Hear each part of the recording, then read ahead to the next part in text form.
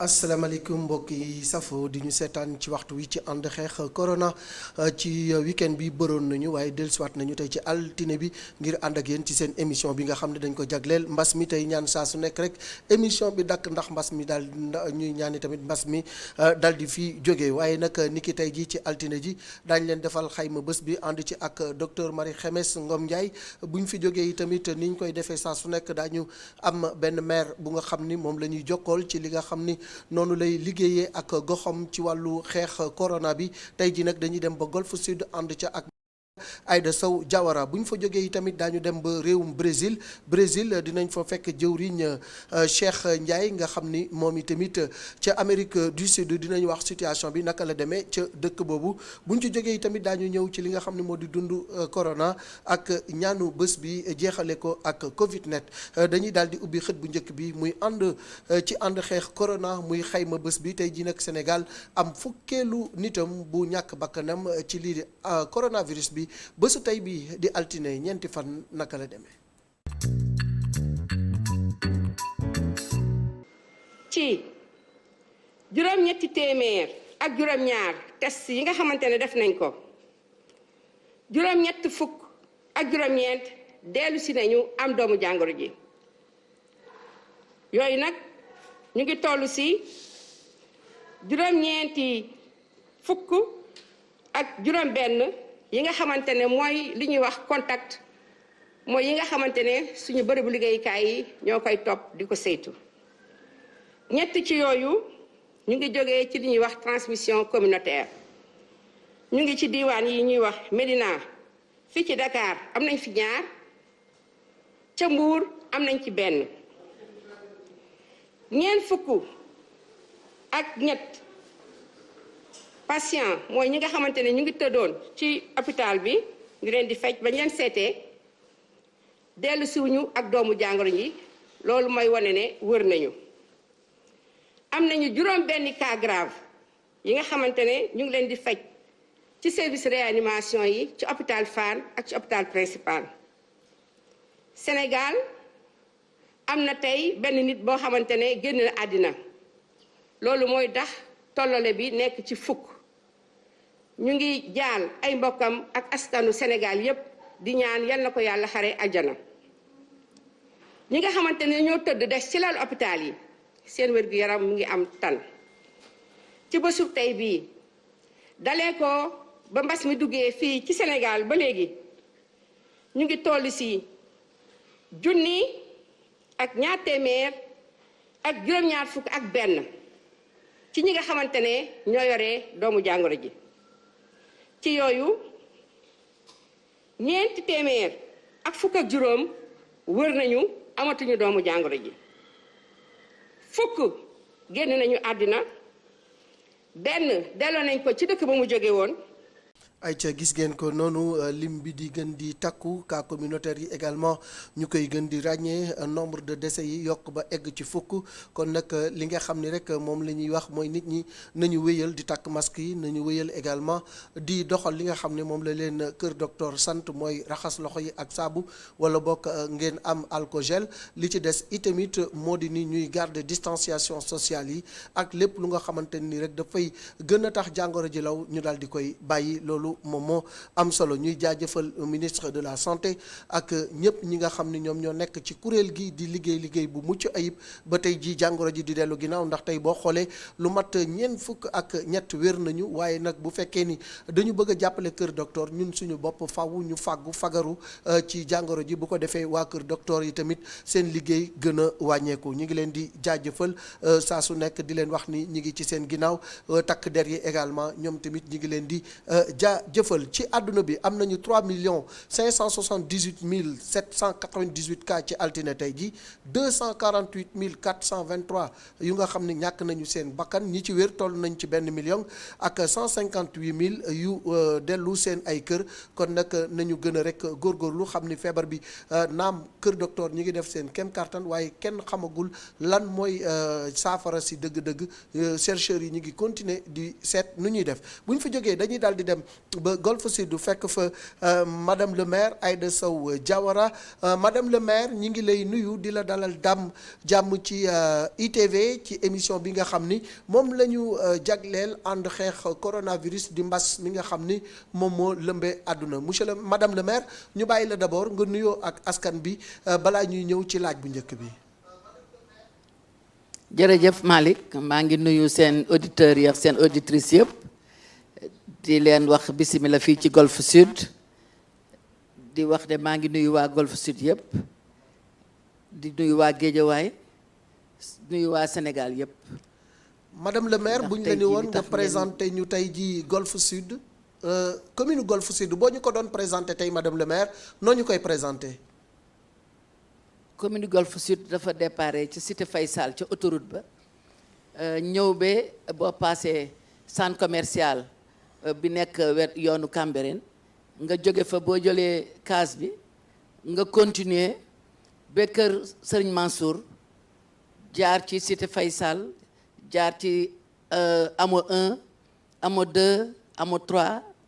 cité SHS cité enseignant Fadia 1 Gent ba 1 Gent ba 2 Gent ba 3 ak Fadia cité Golf Sud ak Las Palmas yooyu yëpp ak Atepa ak cité bu bees bi ñuy wax cité Dalal Jàmm sans compter cité Aliou Sow donc Golf Sud dafa rëy moo gën a rëy ci Géejawaay. moo gën a rëy ci Géejawaay boo doon xayma la fay yeewoo ci ay doomu aadama ci misaal nan la fa demee ak itamit ci wàllu infrastructure ndax Golf Sud am na ay infrastructure yu takku. waaw Golf Sud de am na 89 et quelques mille habitants donc loolu mooy li nga xam ne mooy habitant wu Golf Sud. am na ay infrastructure naam doyul ndax tey ji hôpital bi gën a rëy ci Sénégal bu ma yeboone mooy Dalal Jàmm mooy bi nga xam ne moo mujj juddu mu ngi fii ci Golf Sud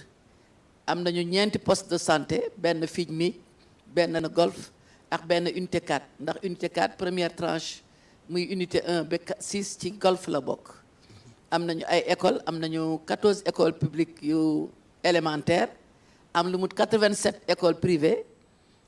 am juróomi lycée ak ay am nañu tamit ay kii privé Elisabeth Diouf mu ngi fi polyclinique mu ngi fi donc am nañu daal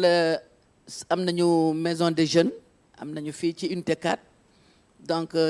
am nañu ay infrastructure naam barewul ndax dara du doy surtout bu nekkee commune boo xam ne commune bu am presque 4 kilomètres la donc loolu doyul ñuy xeex nag pour am luñ ci dolli. alors madame le maire émission bi mooy ànd xeex corona bi mbir mi duggee ci réew mi ak léegi le 2 mars la woon mu toll ci ñaari weer ak ay fan yu néew alors boobaak léegi état wu Sénégal jël ay stratégie tegal ko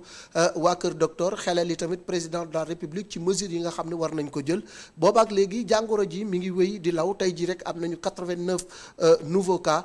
ban jàngat nga am ci stratégie bi nga xam ni moom la ñu taxawal ngir xeex coronavirus ngir mu daal jóge fii ci réewum Sénégal. waa jërëjëf Malick ci question boobu ndax wax dëgg yàlla président de la République li mu waroon def na ko ñiy faj dañ leen di gërëm ministère de la santé ak équipe am yëpp ñoom li ñu def ñu ngi koy li ñu war a def ñu ngi koy def wax ji nag ci ñun population yi la des.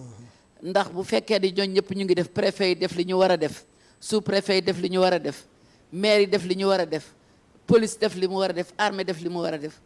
te feebar bi delluwul ginnaaw ñu war a xalaat lan moo tax feebar bi delluwul ginnaaw defe naa li tax feebar bi delluwul ginnaaw nag ñun population yi ñoo war a xalaat li ñuy def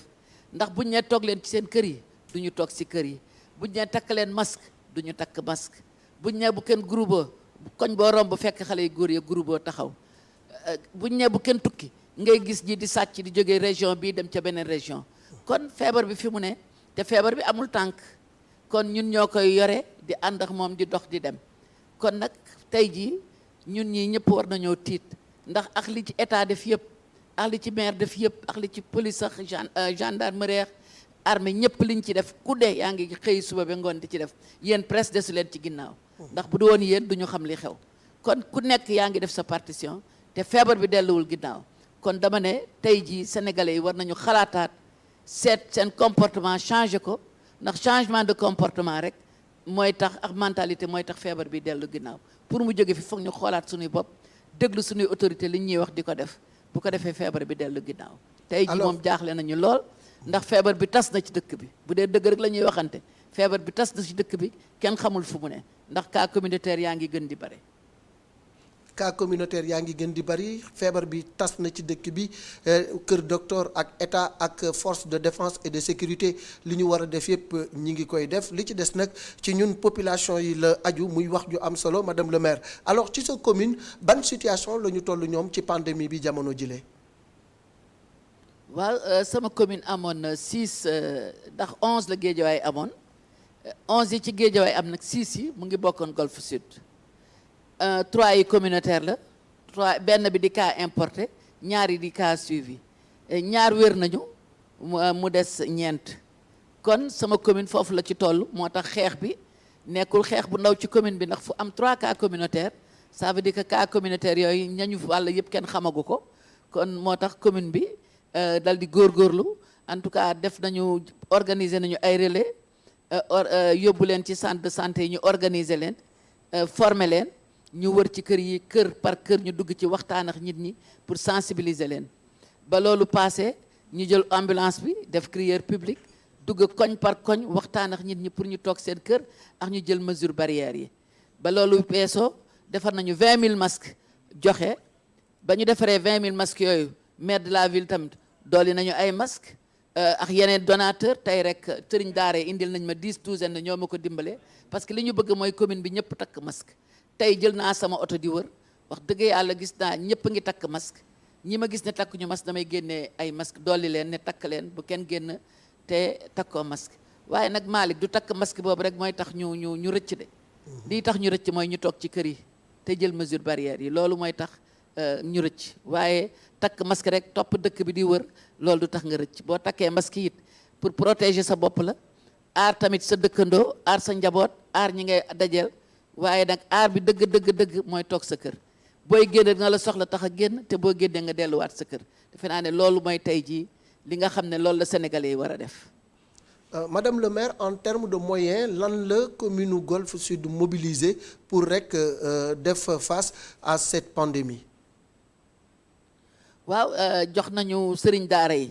foofu la ñu jëkkee parce que boobu jëlaguñu woon mesure ci daara yi parce que xale yi taalibe yi ñu ngi ci mbedd mi donc ñoom ñoo gën a exposé donc ñu wutal leen ay paan yu ñuy raxasoo ay saabu madaarax yooyu yëpp téye leen maire de la ville tam dimbale leen jox leen ay ceebax yooyu mais tey jii dañu waxtaan ne loolu terewul xale yaa ngi ci mbedd bi di yelwaan kon nañu seet nu ñuy def donc ñu ngi jël daara yi di yóbbu di leen parquet centre de sauvegarde bu Cambérène ak centre de sauvegarde bu Pikine bu ko defee ministre de la femme di fexe ba ñuy dellu ci seen famille donc ñu ngi ci loolu pour xeex daara yi beneen bi mooy commune bi li mu def mooy équipé na centre de santé yëpp équipé na leen ay masques ay gants ay thermoflash ay liquide antigel ak saabu yooyu yëpp équipé dañ ko 4 postes yi parce que ku feebar fa ngay jublu équipé dañ ñam tous les services publics muy perception di police di urbanisme di service social di sous-préfecture yëpp équipé nañ leen équipé marché yi defe naa amul benn marché bu fi nekk tey te joxuñu la masque ne la nga takk ndax ñu nga mën a mucc ndax yëpp ci marché yi lay xewe defe naa ne 36 quartiers yi ku ci ne jox nañ la tamit saabu eau de javel madar pour que ñu jox ko population yi naam doyul am na quartier yoo xam ne sax ñoom cotiser nañu dolli ci pour ñëpp am waaye quartier bu nekk sur les 36 délégués ku ne jox nañ la pour nga mën a jox sa population ndax ñu aar seen bopp 36 quartiers itam bu ne jox nañ la minimum 500 masques pour nga aar sa population nga joxe ko ci kër yi donc foofu la ñu toll fi mu ne am nañu ceeb ak suukar waaye dañuy xaar ba état joxe bosam ñu seet ñi nga xam ne amuñu ñu jox leen ndax bu ñu joxee léegi état ñëw dina nekk double emploi moo tax ñu téye ko toog di xaar bu état ñëwee ba joxe ba pare ñu seet ñi nga xam ndax 22000 ménages la ñu am te 6000 kits rek la ñu am kon xam nga gab bi bare na xëy na ñun tam duñ ko mën a kii yëpp duñ ko mën a rattraper mais au moins dinañ ci def suñu partition. waaw xëy na rek loolu mooy porox ndollu bi may dugg rek pour wax ci ndimbal googu naka ngeen saytoo ménage yi nga xam ni ñoom ñoo war a am ndimbal loolu ba nga xam ni daal dina egg ci ñi ko yeyoo mu bañ a am parparloo bañ a am politique wala boog bañ a am xàjj ak seen. waa jërëjëf xam nga ñun commune bi ba département taxawalee commission ba pare commune bi dafa taxawal commission ba commune bi taxawalee commission dañ ko étaler ci quartier bu ne délégué de quartier bu ne nga am sa commission bu ville bi bu département bu commune bi plutôt dañu def maire jiite ko waaye ba ko maire jiite it ay adjoint dañ cee bokk 4 postes de santé yi bokk ci ñu jël ci parti politique bu ne balaa ñu naan dañ koo politiquer ñu jël parti politique bu ne nga fekkee ndax nga gis jël délégué de quartier jël imam jël curé jël ñëpp boole def benn commission boobu nag modèle boobu la ñu wàccee ci quartier yi quartier bu ne délégué de quartier bi moo koy jiite waaye président conseil de quartier bi dina ci bokk président imam ba bokk ci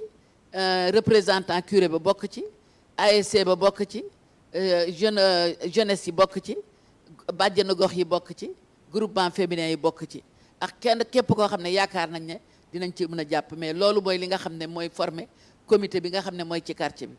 comité boobu nag ñoom ñoo xam ndax maire xamul ki koy yellool ci quartier mënul xam li xew ci quartier yëpp donc quartier bu ne ci 36 délégués yooyu ku ne yaay xool sa quartier ñi nga xam ne ñoo ko yellool commission bi nag mooy wër am na ay APDF yu ngeen yokk yoo xam ne dañu jóge ci état ànd ak ñoom xool ndax li ñu diggee noonu la ñu fexe ba en tout cas commune bi déggoo benn coow ndax yëpp dañ ko jaarale ci yoon commission bu ne dina dugg ci biir quartier seet ñi nga xam ne ñoo ko yellool def liste bi indil ñu bu ko defee ñu defar ay fiche jox leen ku ñu jox sa don nga signé wane ne yow yaa si jot donc bu ñu ko defee noonu defe naa ne du am benn problème liste bi jiitu nag mooy RNU yi ñi nga xam ne ñoom ñoo doon am bourse de sécurité familiale wala carte d'égalité de chance ñooñu ñëpp ñoom seen liste dafa nekk à part ñooñu indi nañ seen bos ñu ngi seet ndax am na doublon wala kër goo xam ne ñetti nit dina fa am ñeenti nit yooyu yëpp ñu ngi koy seet pour saytu ko ndax ndimbal bi dañ ciy jaamu yàlla bi mooy ki ko yellool rek nga jox ko te képp koo xam ne yow mii boo ko jëlee soxlawoo ko nga xañ ko koo xam ne soxla na ko loolu jaamu yàlla ci la kon ñu bëgg a jaarale yëpp ci yoon donc commission yooyu ñooy liggéey ci quartier yi ñoo ñuy indi li nga xam ne liggéey nañu am na tamit commission boo xam ne ñoo ci nekk APDF yi ñoom ñooy xool RNU yi bu am doublon ku toxu ku gaañu ñoom ñooy xool loolu yëpp génne ko bu ko defee ñu def liggéey bi mu jaar si yoon bu ñu paree loolu yëpp nag jébbal ko préfet ak développement communautaire bu ko defee bu dund bi bu kit yi ñëwee kenn ku ñu bindoon ñu woo la nga jël sa kit signé ñu xam ne kii moo jëloon yóbbu. wax nga ko léegi monsieur madame le maire mbir mi du même bu ñu séddalee ñëpp mënuñu am na lu nga xamante ni maire bi dina ko jël ngir jàppalewaat ñeneen ñi waaye ndax ci biir golf am na ñu nga xamante ni yàlla am na lu mu leen wërsëgaleel ndax doo def appel rek ñoom itamit ñu ñëw jàpp ci kenn ku nekk indi lu mu lay dimbalee pour nga mën ko dimbalee askan bi madame le maire. waaw loolu moom def naa appel boobu d'ailleurs même société yi nekk ci golf bind daan leen lettre ne ci cadre RSE nañu jàppale mairie bi waaye amaguma benn contact xam nga li gën a bon mooy ñiy dimbale au lieu ñu indi ko ci mairie bi nekk benn dimbale nga xam ne dañuy boole yëpp séddale ko ku nekk da ngay def sa action boo xam ne sa action à part la moo tax da ngay dégg ñu naan quartier bee de ñu ngi fay séddale kii am na 5 kilo ceeb kii am na 2 kilo ceeb mooy ñi nga xam ne dañuy dimbale te indiwuñ ko ci mairie bi te buñ ko indiwoon ci mairie bi ñu boole ko mooy gën a baax am na ay organisme yoo xam tam dañuy dem ci commune seet ñu ñuy dimbale saa ñu jaar ci mairie bi ñooñ ñu dimbale bu ëllëgee kit yi mun nañ ci amaat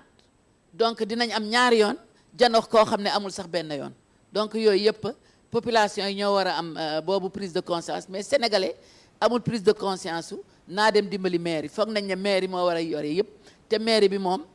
dafa am moyen très limité waaye foog nañ ne mairie mun na lépp ku nekk day toog lu mairie bi def lu mairie bi def te yow doo xalaat yow lan laa war a defal mairie bi yooyu yëpp moo tax question boobu nga ma posé Malick dama la ciy gërëm di la ci sant parce que question bu am solo la. madame le maire ñi nga xam ni également ràññee nañu ni am nañu doomu jàngoro bi ñenn ñi wax nga ni wér nañu ñooñu yi tamit ban assistance nga le mairie bi am ci ñoom pour accompagner leen jàppale seen njaboot. waaw ñoom tam dinañ leen jox ay kit ci la ñu bokk ci parce que kit yi dañ koy jox personne âgée jox ko veuve yi jox ko handicapé yi waaye jox ko tamit ñi nga xam ne dañ leen confiné ñi nga xam ne amoon nañu feebar bi bon ñi amoon feebar bi pour éviter ñu ne dañ leen stigmatiser mooy ñu boddi leen parce que ki amoon feebar bi ba wér newul dootul amati feebar bi donc mun nga ko am wér ba pare amaat ko kon yaax boo wéree ba génn yaax ñi feebarul yéen ñëpp a yem ndax da ngeen amaat même kii donc dañuy wax naan bu ñu beddi ñi feebaroon fi mu ne boddinte moo fi nekk ndax kenn ku ne yaa ngi yaakaar bu kenn ku nekk xalaatee ne maa ngi feebar bi mun naa ko wàll sama morom gis ngeen ñu ngi wax ne ubbi nañu ay centre yoo xam ne ñu yore maladie bi ñu yore feebar bi te feeñul te ñu koy wàlle dañ leen di teg à part pour di leen contrôler donc kenn ku nekk war nga jàpp ne feebar bi mu ngi ci yow mun nga ko wàll sa morom nga dal di moytu donc ñooñu dinañ leen dimbale mais duñ ko def loo xam ne day fës ndax bëgguñu population naan kii de dafa amoon feebar bi naa ko moytu alors que yow war nga ko moytu moom it war na la moytu ndax mun nga ko am wàllaat ko donc yëf yi moom stigmatisation boobu ñuy wax dafa nekk loo xam ne c'est réciproque donc ku nekk dinañ la dimbale waaye ci sutura lañ lay dimbalee ndax bañ ka nga dendal ne kii kat dafa feebaroon nañ ko moytu kenn ku nekk tey jii war nga moytu sa morom ndax ki feebar ba wér ak ki musul feebar ñoo yem képp ci feebar bi. jërëjëf madame le maire dañ lay bàyyi nga dallu tuuti ñu daal di dem ba Brésil bu ko defee ñu dellusiwaat ak yow ci ñaareelu xaaj bi appel extérieur dañuy dem ba Brésil xam ngeen ni doomu Sénégal fu nekk ña nga fa ci àdduna foofee ci Amérique du Sud ña nga fa yi tamit bëri nañ fa tubaarkàlla dañuy dem fekk ji fa jëwriñ Cheikh Ndiaye nga xam ni ñi mu jiite ci ay mbooloo bari na lool jëwriñ ñi ngi lay nuyu di la dalal jàmm ci ITV.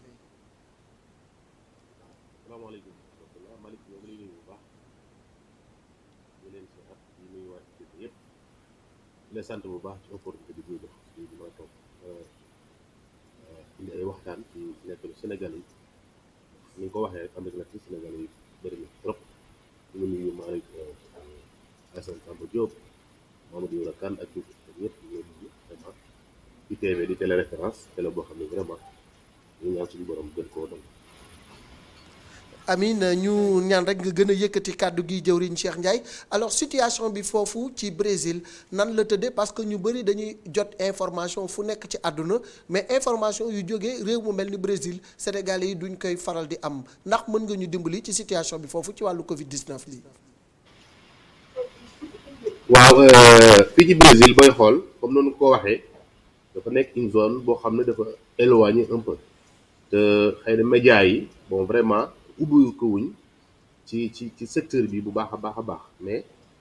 Brésil nekk réew moo xam ne nii ni ko ñu bëri xamee 250 millions d'habitants la nekk aussi 27 états donc sénégalais yi nekk fi booy xool lu mu néew à peu près bu ñu ko doon xayma ay 10 000 sénégalais ñu fi yeewoo vraiment di fi liggéey di fi daan seen doole donc loolu lañu la mën a wax ci li nga xam ne mooy Brésil. alors ci wàllu sénégalais yi nga xam ni ñoom ñoo nekk foofu ñoom itamit ndax am nga ay information ci ñoom par rapport ak pandémie bi ndax yàlla muccal na leen ci bu dee am na yi ci nu mu dal ndax mën nga ñu baaxee information foofu. waaw fii nag Malick vraiment amul suñu borom sutural nañu te yàlla jëm kanam amul benn sénégalais boo xam ne dégg nañ ne am na feebar ci Covid bi vraiment bien vrai que Brésil booy xool. tey ci en 24 heures rek am na 263 décès ñoom ci nombre de décès ça dépasse les 7200 ñu ngi ci 7300 décès am plus de ay 105 000 cas de Covid donc muy dëkk boo xam ne Covid bi avancé na mais nag vraiment compatriotes sénégalais yi fi nekk dégg guñu fi daal vraiment kenn koo xam ne nii feebaru Covid dal na ko vraiment. waaye seen liggéey taxaw na ndaxte xam naa ni foofu yi tamit activité yëpp taxaw na comme ni mu taxawee ci àdduna si yëpp am na confinement yi tamit alors loolu bëri na njeexital ci seen liggéey parce que ñu ci bëri xam naa ni ci wàllu njaay ak jënd la ñuy yëngu nan la situation bi demee foofu sur le plan économique. sur le plan économique comme noonu nga ko waxee booy xool confinement bi tey ñu ngi ci suñu 45e jour te délai bi ñu joxoon mi ngi nekk le 11 donc le 11 la ñuy wax nañu. donc peut-être ci la ñuy reprendre mais ci li préfet yi wax ak gouverneur yi nee nañ dañ koy prolonger parce que feebar bi ni muy yokkoo daal ñoom vraiment jaaxal na leen ñun nag am nañu ndimbal bu baax ndax jugee ci réew moo xam ne nii réewum Sénégal di réewum jullit vraiment di réewum kilifa diine yi ñu ñëw doon ay taalibe organiser wu def ay daayira def ay association vraiment di dimbalante ci suñu biir waaye bi ñu ko defee nag bi Covid bi ñëwee bien vrai que nit ñi toog nañ waaye du tee saa su ne ñi nga xool ñi nga xam ne soxla nañu ndimbal ñu jël ay ndimbal di leen ko yóbbul wala di ko yóbbu ci daayira yi ñuy dem di ci bénéficier wu xam ne loolu moom la ñu suñu mag yu baax ñu jàngal l'islam it loolu la ñu sant mooy bu ñu tollee ci période boo xam ne nii nit ñi dañu soxla ndimbal ñuy dimbalante ñun suñu biir ndax loolu mooy ak jullit. représentation diplomatique bi nekk foofu yi tamit ndax mi ngi leen di lijjanti ngir xool rek ci ban situation ngeen nekk wala boog bu dee yeyoo ngeen ndimbal ñu xool état bu Sénégal nu mu leen di taxawoo. waaw bu fekkee na rek ci ndimbal moom état bu Brésil daal xam naa ne moom vraiment ñu ngi dimbale immigré yi mi ngi dimbale sax mboolem ku yeewoo si réew mi laa wax moom amul xàjj ak seen vraiment amul immigré amul kenn ku am document boo xam ne boo duggee ci réew mi war nga koo am muy CPF da ngay tracé wu ci téléphone portable même pas 3 ou 4 jours 5 jours nga jot sa première parcelle donc ñoom 3 parcelles de 600 réal la ñuy fay durant 3 mois mais vraiment sénégalais yi ñu ngi ciy bénéficié wu waaye nag su fekkee nag suñu digganteeg gouvernement Sénégal moom waaw amuñu benn ndimbal boo xam ne day jóge ci gouvernement Sénégal di ñëw fii ci ressortissants sénégalais yi nekk Brésil wala Argentine wala Chili wala Uruguay vraiment ndimbal yooyu amuñu ko. amul leen ndimbal yooyu waaye état wu Brésil mi ngi leen di dimbali di leen jàppale bu baax a baax seen nouvelle yi nga xam ni moom mooy jóge Brésil di ñëw ci Sénégal yi tamit ban jàngat ngeen am ci situation Covid bi fii ci Sénégal. waaw situation Covid bi ci Sénégal moom préoccupant na trop waaye ñun jàngat bi ñu xam rek mooy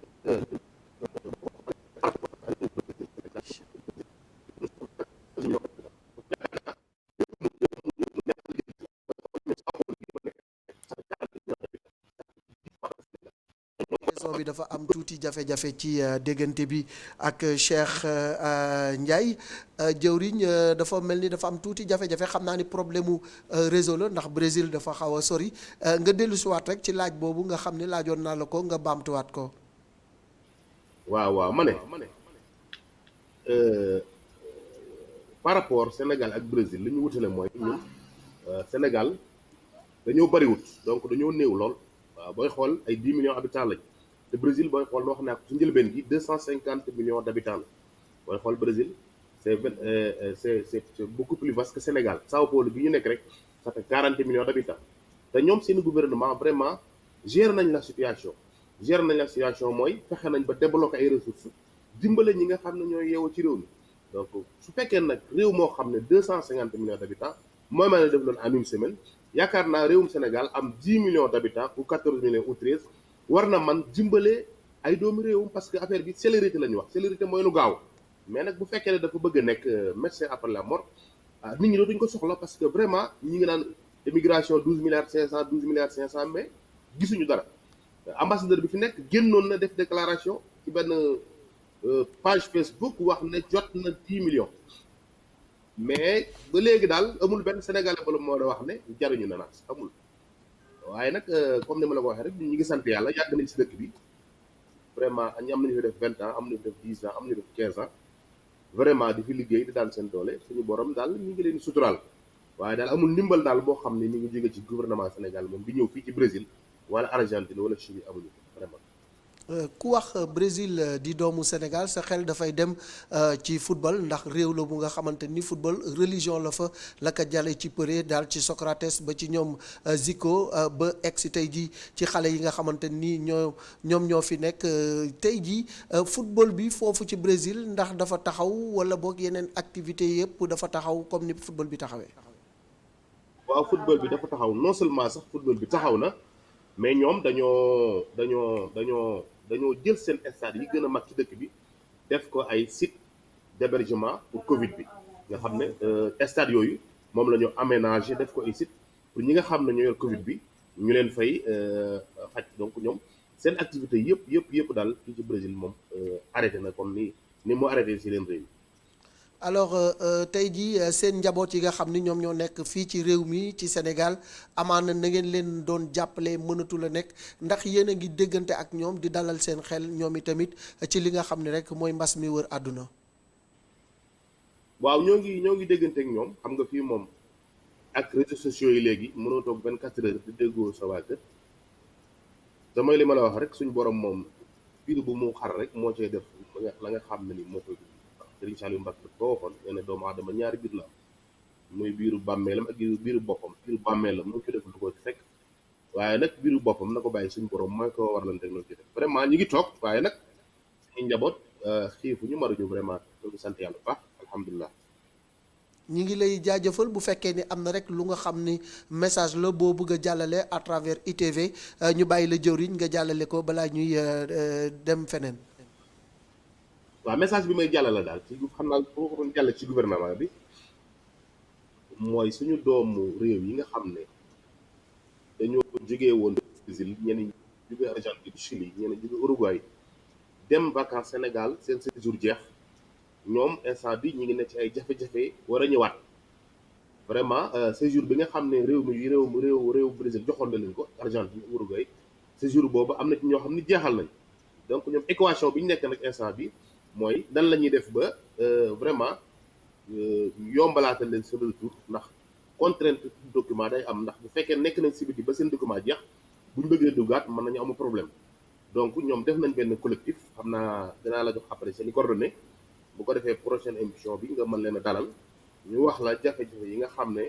ñoom moom la ñuy jànkuwanteel foofu ci Sénégal parce que gouvernement su génnee 12,5 milliards wax na di dimbale immigration donc warul beddi gi nga xam ne moo jugee fii ci réew mi dem Sénégal kooku ci la war a bokk normalement.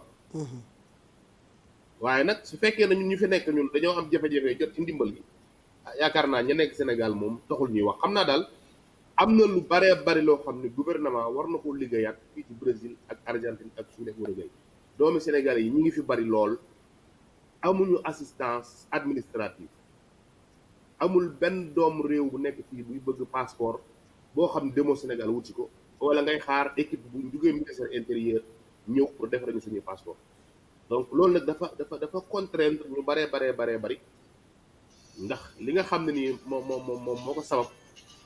mooy saa suñ ko bëggee dañuy yuuxu ba suñuy baat jóg bu ko defee gouvernement Sénégal yabal benn équipe boobu su ñëwee si benn ville lay campé bu fa campé def fa 3 4 5 jours demaat ci beneen ville def fa 3 4 jours donc li muy bàyyiwaat ci ay problème passeport mooy ëpp à chaque fois li nga xam ne moom lay defar moom lay confectionné ci passeport donc ñun jàmbat bi nga xam ne daal moom lañ gën a jàmbat fii ci Amérique latine ñaari jàmbat la mooy benn bi mooy suñu fexe woon ba ñu am bureau boo xam ne daf ñuy defar passeport nga xam ne nekk su xasee ba nekk ci réew mi fu fi nekk baax na su doomu réew mi soxla passeport di nga wuti ko ñëw dina baax beneen bi ci topp mooy réew mu mel ne Argentine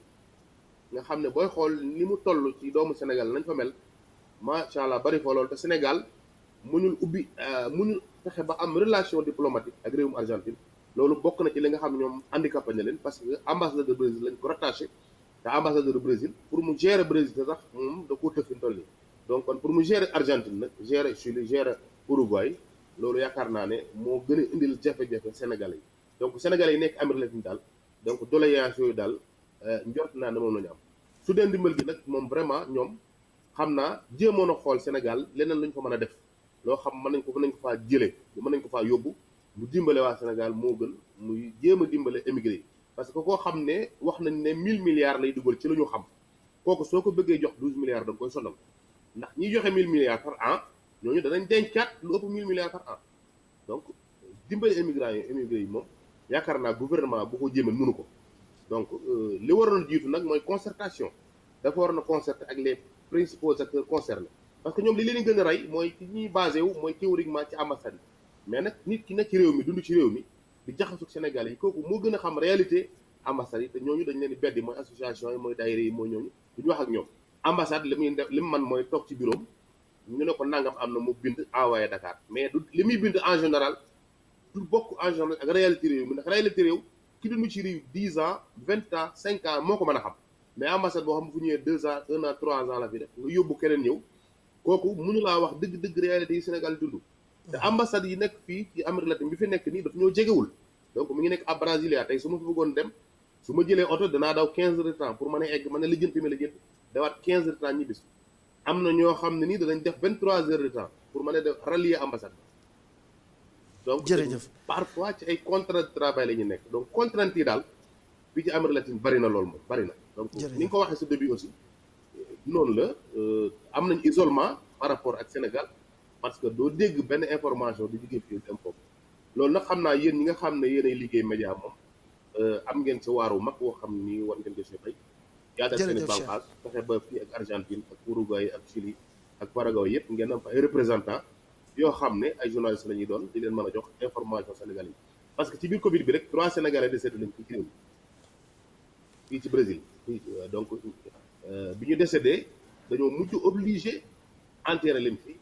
ak seen accord ci seen accord njaboot ñuy profité di leen jaale muy Samba Mboup ak Samba Dia ak Moussa Sène ñoom ñëpp ñooy les premiers sénégalais yi nga xam ne vraiment denc nañ leen fii ci Brésil ci loo xam nag neexuñu gënaluñu waaye comme gouvernement dafa jëloon benn ordre ne ku faatu ci dim réew rek ne denc foofu ba mu yàgg mën a faatu ko fi donc fekkoon na booba ñu jotoon ñun première information yi ci loolu rek ci lañ jotoon a sukkandiku mais vraiment daal sénégalais yi nekk fi daal ñu ngi dund situation de précarité ci niveau administratif yu doy waar jërëjëf fekkee na Cheikh nag liggéey moom ñu ngi liggéey ñu ngi sant yàlla ñu ngi nekk ci yoon ni dem ci daayira yi dem association di dimbalante mais administrativement moom am na jërëjëf jëwriñ Cheikh Ndiaye depuis le Brésil nga xam ni wax na ci lu yaatu ci wopp ji ni mu demee foofee ca Amérique latine doomu sénégalais yi jafe-jafe yi ñi jànkonteel te tamit ci wàllu presse ñi nga xam ni dañ leen di daal saytu seen nekkin foofu bariwul waaye nag fii ci ITV incha allah dinañ jéem a réparer loolu te lépp rek ci li lay doore dañuy delluwaat Golf ànd ak madame Aïda Sow Diawara maire Golf Sud madame le maire ñu dellu siwaat rek ci li nga xam ni moo di impact bi Covid 19 bi am ci commune bi ndax ku ne xam ni commune li muy dundee mooy ay recette ak yu mel noonu te jamono ji mel na ni daanaka dara duggatul ci gafak ak commune bi yan conséquences la Covid bi am ci seen gestion ak i tamit ci seen koom-koom. waaw dina am conséquence ndax fayatuñu juuti taxi yi am na yoo xam ne dañ koy continuer fayeeku yi nga xam ne par exemple publicité ay maison de commerce ay maison la ñu yoo xam ne ñooñu mën nañu fay waaye lépp loo xam ne taxe locale la mënatuñ ko fayeeku ndax nit ñi d'abord su dee marché yi ñun dañuy def marché yi tey bii day ubbi suba bële tëj donc commune bi am na 7 marché bu 3 yi ubbee 4 yi tëj bu 4 yi ubbee 3 yi tëj donc loolu yëpp manque à gagner la d'abord ci population bi waaye manque à gagner la ci mairie bi ndax ñoo xam ne lañ doon am amatuñu ko da nga leen di bàyyi ak la ñu yor moo tax ñun jëlatuñu benn taxe ci marché yi dañ leen bàyyi lu ñu jaay ñoo ko moom donc loolu manque à gagner la ci commune bi waaye ñu ngi sant yàlla ba nga xamee ne en tout cas ñu ngi fay salaire te ñu ngi tamit doxal li nga xam ne war nañ ko doxal suñu diggante ak population yi waaye manque à gagner bi moom xam naa ne ca kanam lay gën a feeñ ndax dañuy soog a commencer rek ci kanam lay gën a feeñ. ci kanam lay gën a feeñ mais état central aussi war na leen a gestu jàppale leen ba nga xam ni di ngeen mën a def face à vos obligations ndaxte wéy di fay salaire te dara duggul am na jamono yi nga xam bu ngeen fa tollee amaana dootoo leen ko attan. waaw mooy li ma la wax ne la problème yi ci kanam lay ñëw waaye état central fi mu ne yombalal nañ ni assemblée voté yombalal président ne ko léegi loo xalaat ne mooy fa tax Covid bi jóge fi rek def ko. noonu lañ tamit président dimbalee communes yi léegi am na ordonnance boo xam ne léegi dootoo lancer marché muy jaar ci yoon boo xam ne dina def ay 2 mois 3 mois léeg-léeg nga toog 1 an sax percepteur bi di ko fay léegi il suffit que bureau municipal bi ak ñenn ñi dajaloo revoir budget bi parce que may nañ ñu xoolaat budget bi foo xam ne dañ fa defoon loo xam ne mun nañ ko bañ a def ñu fexe féetale ko ci Covid bi ndax ñu mën a dimbale population yi. donc loolu tam président defal na ko maire yi ñu ko ci gërëm bu baax di ko sant ba nga xam ne ordonnance yooyu tey jii association des maires ak waa ADSEP dem nañu toog ak sunu ministre donc defe naa ne tey jii maire bu nekk mun nga def sa remaniement budget seet loo xam ne mun nga ko dimbalee sa commune. sa commune yi tamit am na commissariat ci wàllu sécurité yi tamit ak respect couvre-feu bi nan la tëddee foofu ci Golf Sud. waaw commencement bi metti woon na mais. wax dëgg yàlla jamono yi boo génnee doo gis kenn man léeg-léeg ma toog ba guddi ma jël sama oto génn xool lu xew waaye du ma gis kenn keroog ba nga xamee ne ñu ngi yëkkati marché Gueule Tapée guddi lañ ko def mais bi ma génnee gisuma kenn dama jëkk génn boobu 7h30 moo jot ma gis nit ñi bare ba ma laaj sama chauffeur ma ne ko lu xew fii mu ne ma ñiy génn di jënd lu ñu lekk balaa couvre-feu bi di taxaw mais nag wax dëgg yàlla commune bi respecté nañu couvre-feu bi moom ñu ngi koy respecté bu baax a baax loolu au moins dama leen ci gërëm di leen sant bëccëg bi daal mooy sama problème parce que bëccëg bi mënoo fexe ba ñu toog ci biir kër yi ñu ngi ci mbedd mi mais couvre-feu bi respecté nañ ko bu ñu ko respecté wul pour dara yi respecté ko ndax lii yeex policiers yi nekk ci mbedd mi. jërëjëf madame le maire boo doon tey jii wax rek di présenter doomu Golf Sud lan moo koy màndargaal lan nga ñuy wax ci benn baat. waa doomu Golf Sud ak Golf Sud ñu am jom ñoo fi dëkk muy yaay yi di doom yi dañ naan amuñu xëy na li ñu war a am ndax pauvreté fépp la manque d'emploi fépp la waaye nag bu ñu xëyee la ñu am dinañ ko fóot ba mu set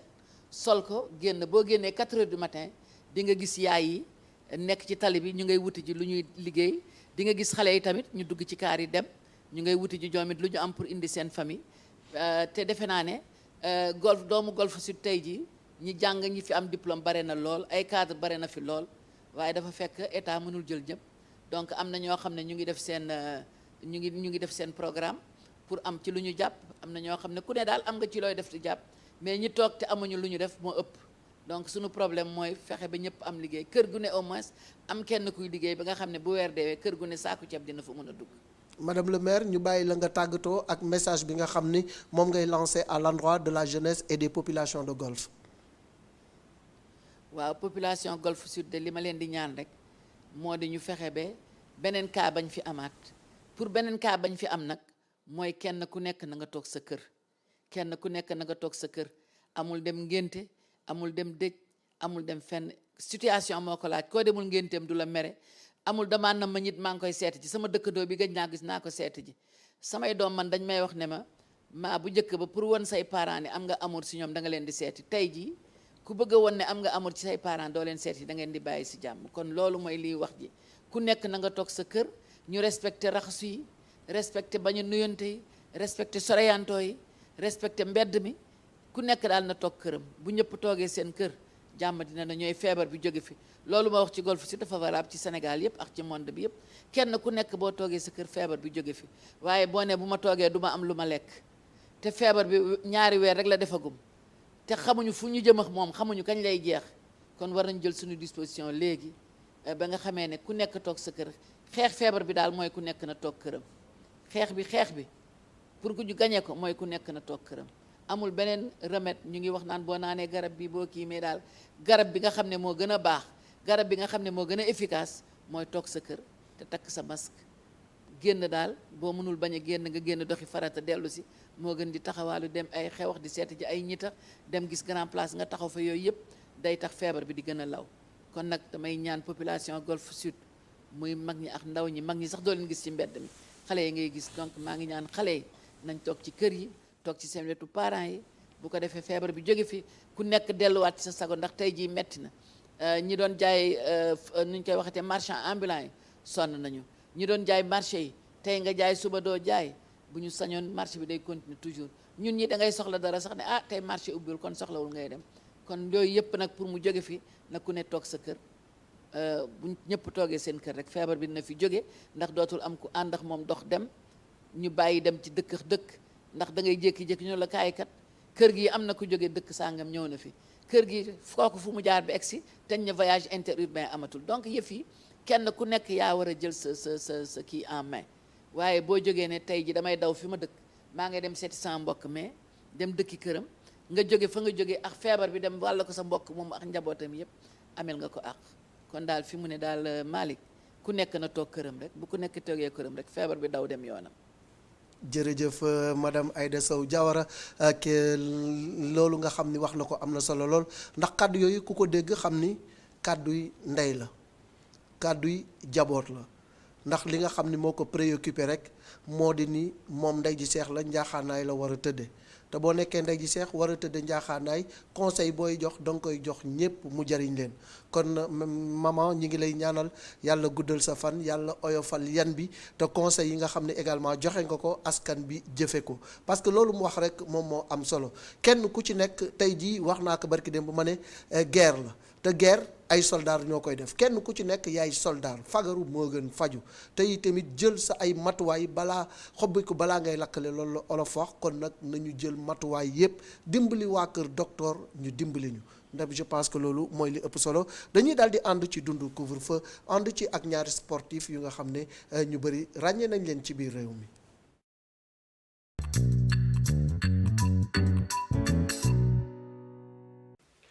Salaamaaleykum, maa ngi tudd Abdourahmane Moundor Sène, sportif de haut niveau, plusieurs fois champion d'Afrique de karaté. Donc man actuellement maa ngi dund confinement bi en France di sant yàlla bu baax parce que je le vis assez bien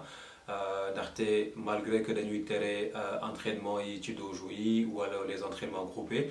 ñun on continue à s'entraîner bien sûr à distance avec le coach à travers l'application Zoom. Donc c'est très important parce que ça nous permet quand même de rester en forme. Pour nous, l'objectif cette année, c'était de se qualifier aux Jeux Olympiques Tokyo 2020, mais vous n'êtes pas sans savoir que cet événement a été reporté à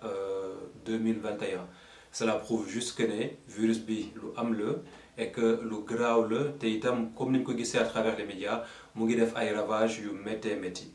Donc di profito ci occasion bi di lancer un appel à la population sénégalaise di leen ñaax sama bopp ñu gën a moytu te jëfee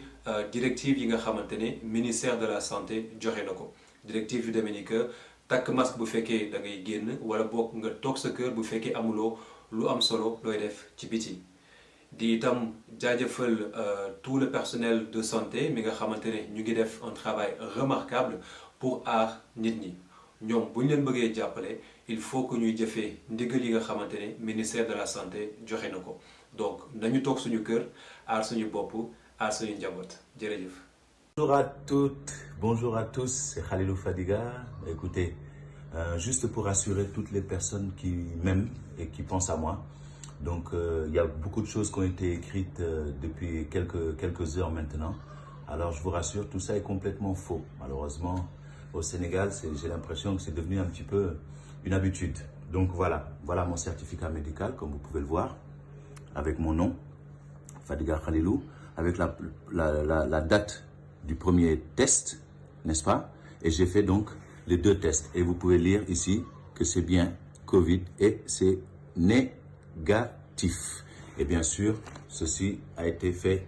le 22 avril 2020. Voilà. Donc, mes amis, comme je disais, be safe, lavez-vous les mains, restez confinés,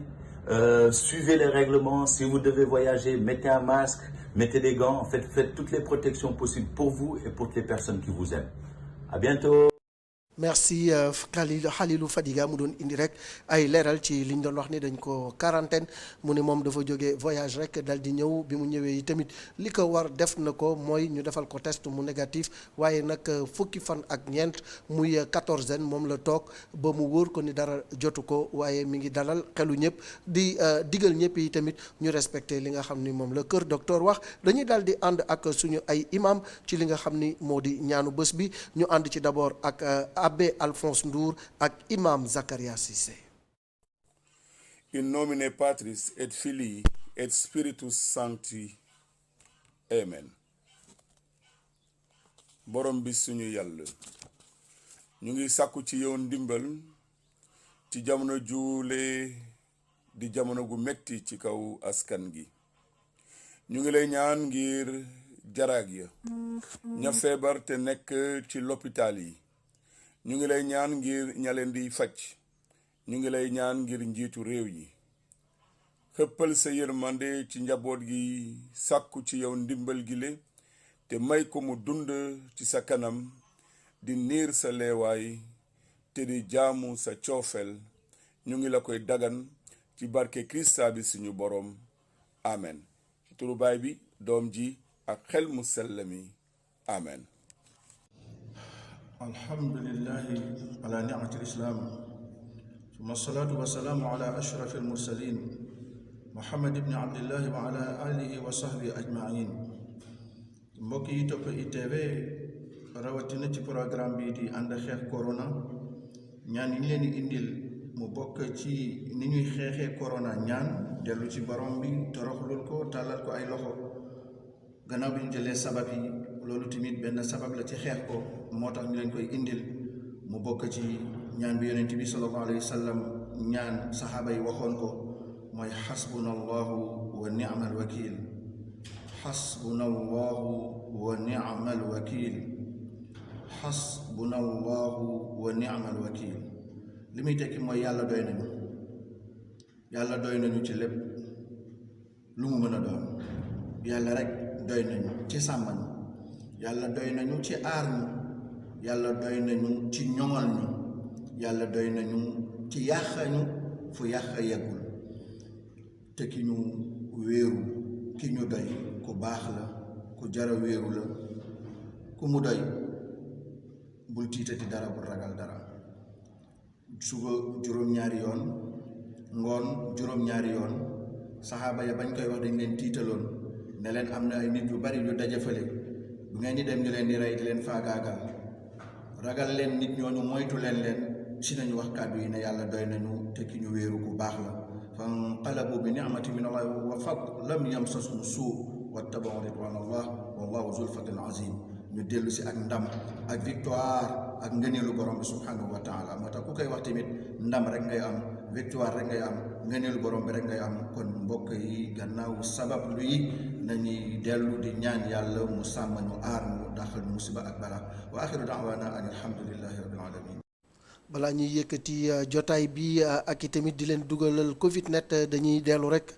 di jaale ki nga xam ni moo bokk ci ñun muy Alioune Diassé mu jóge fi ni ki tey ñu jébbal ko boromam ca Sëgi Yoff ginnaaw feebar bu yàgg bu nga xam ni tëral na ko daanaka lu jege at mu nekkoon ku nga xam ni technicien la woon fii ci rajo bi nekkoon ni tamit ku xereñ ci wàllu liggéeyam respecté liggéeyam respecté doomu aadama nekkoon ni tamit ku nga xam ni ku fonkoon diineem la loolu lañ ko mun a seedeel moom Aliou Diassé